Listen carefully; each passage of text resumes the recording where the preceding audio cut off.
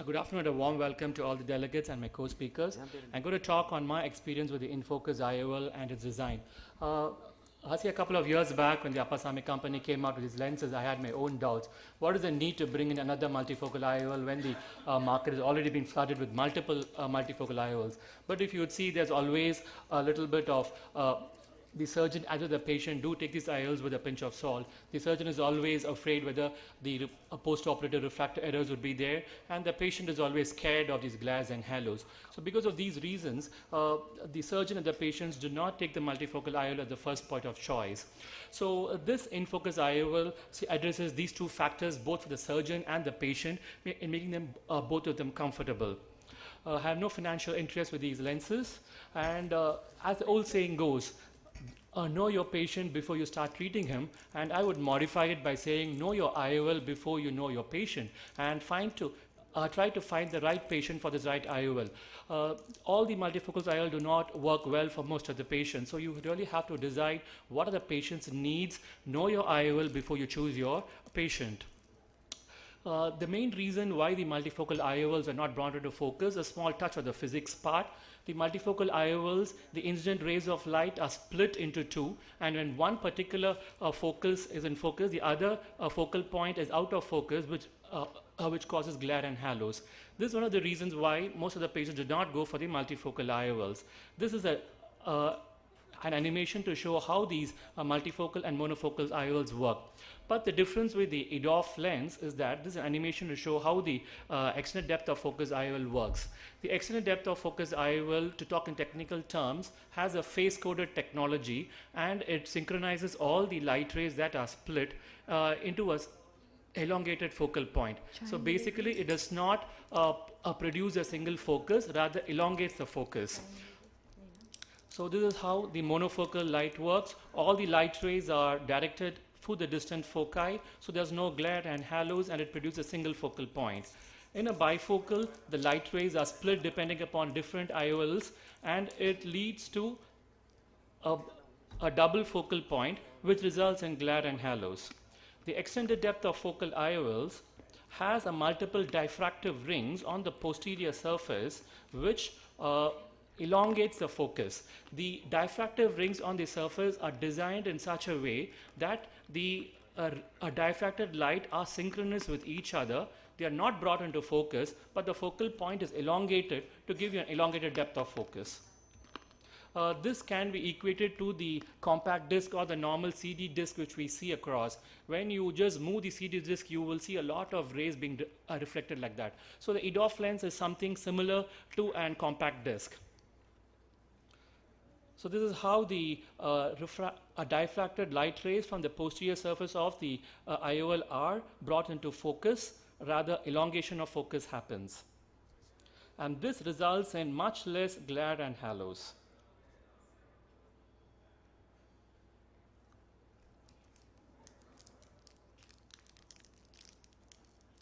The other important feature of the EDOF lens is ability to correct the chromatic aberration. As all of us know, the lens with the maximum Abbe number is the normal PMMA lens, which has the highest Abbe number and thus causes less of chromatic aberration. Among the hydrophobic lenses, the EDOF lenses have a very good chromatic aberrating correcting capability. This adds to around 2 diopters of focus, which could further add on to the depth of focus by these lenses. The other important feature is that, as all of us know about the Strum's conoid, the elongated focus by the EDOF lenses covers the Strum's conoid. Hence, even when you have a postoperative astigmatic refractive error, these lenses are less forgiving because it covers the entire Strum's conoid. One need to understand the defocus curve, which is unique for these lenses. Whenever you correct a patient to be emmetropic, and when you add on a +5 or a +1 diopter lens in the trial frame, most of these patients with monofocal or multifocal IOLs have a drop in vision. But this doesn't have so with the supraphobe in focus, which is called the defocus curve. When these patients are are emmetropic and you add on a +5 or a +1 diopter, the patients still have a useful range of vision. This is very helpful clinically because when you are off the target by a couple of diopters too, the patient usually do not complain because the ability of these lens to elongate the focus and accommodate for the a prediction error. The lens also has a very good light distribution for distance and near, which accounts for almost 85% for distance and 16 in a 3 millimeter pupil. And when it comes down, around 40%, which is directed to the near, which is quite good for multifocal IOL. So as you would know, there are multiple multifocal IOLs available in the market, which ranges from pure diffractive IOLs to a refractive diffractive apodized or a non-apodized IOL, and also the latest generation trifocal IOLs, which are either apodized or non-apodized. So the EDOF lenses come under a total different category. They come under the refractive and a diffractive extended depth of focus IOL. As you would see, this lens has a central 1.67 millimeter zone. As you could see the picture-in-picture, which is a photograph taken from inside the patient's eye. The central 1.67 millimeter of lens has a 3.3 diopter add in the IOL plane, which has a refractive element incorporated into it. The remaining part of the lens have multiple diffractive rings, where the profile of the diffraction rings are directed in such a way that the light rays have a complementary technology and brings the elongation of focus. Normally, when you see these lenses on the normal magnification when you do surgery, it does look like a normal monofocal lens, as Dr. Nivian has said. But when you do it under higher magnification, you're able to see the diffractive rings on the lenses, which is a specialty of these lenses.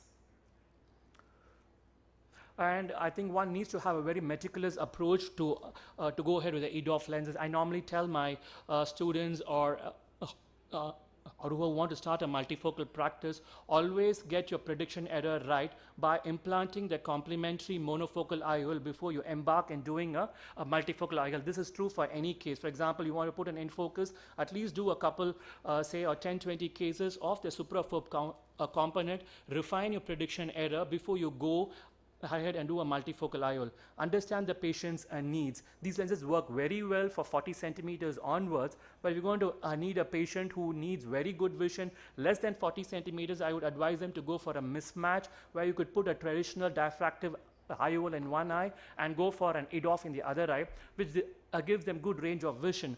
There's always a debate how to put in a different technologies in different IOLs, but believe me, I have a lot of patients where I have done this, and most of them are very happy. So this next point for a successful EDOF lens surgery is a proper biometry. If you're able to get your hands on to an optical biometer, do it, because the optical biometers are 10 times more accurate than an immersion biometer and 100 times more accurate than a contact biometer. Use the latest 4th generation formulas which take the elective lens position into consideration, like the Olsen's, the Barrett's 2K, the Holiday, or even the RBF formula. Do not put these lenses when you have a preoperative astigmatism of 0.75 and above. However, the Apasami does not have a Chordic in-focus lens as for now. This probably would be down the line. And if you have a refractive error in one of the eyes, always refine the IOL power in the other eyes. So these factors need to be kept in mind. The surgery factors are not much, because all of us are excellent cataract surgeons. The only thing I want to highlight is get a properly placed rhexis. Look for the angle kappa. With more than 0.5, do not go ahead with these lenses. The prediction error internationally, you should aim at a prediction error of less than 1 diopter. So this is an unpublished data which, according to a single center, which is done by me at Kumran Eye Specialty Center, Chennai, we had 106 implanted eyes, and 106 eyes, we had 45 of them were bilateral and 16 were unilateral. We had around 60% of the female distribution. The ranges of age from 32 to 76 years. Senile cataracts was predominant. We did have one person who had a traumatic cataract. We did implant these lenses. If we measured there at 1 month, we had a standard distant visual acuity, near and intermediate. And we were recorded the data at 1 month post-op. We found that around 43.4% had 6.6 unaided vision and an equal number with 6.9. So this accounts to almost 87% of patients who had an unaided distant visual acuity, and 6.12 vision was found in 13.2 patients. We recorded the residual spherical error in all the 106 cases, and we found that 67% of the patient had a planar refraction at 1 month post-op, and around 23% of them had less than 0.75 spherical error. We did have a few refractive surprises in 1.88% of the people. The cylindrical error, as noted here, around 42.53% of the people did not have any cylindrical error, but however less than 0.75 was noted in a significant number of people. But as you said, because his lens is less forgiving, even if the patient has around 0.75 diopters of residual astigmatism, they do not complain and they have a good, excellent vision. The near vision was good in more than 90% of the cases, and around 13.2% of the people had N8 or better. And finally, we had 45 bilateral implants, and we gave glasses to only 3% among the fiber implant, and most of the glasses were given only for distant vision, and none of these patients had problems with the near vision because we didn't land up with a hyperopic refractive error.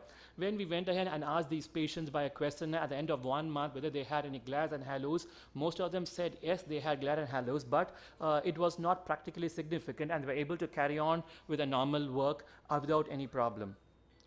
Thank you. So at the end, I would say the InFocus lens is something a surgeon need not get worried about these glares and halos. They can go ahead and implant them without this scare. Thank you. Thank you, Dr. Kumaran.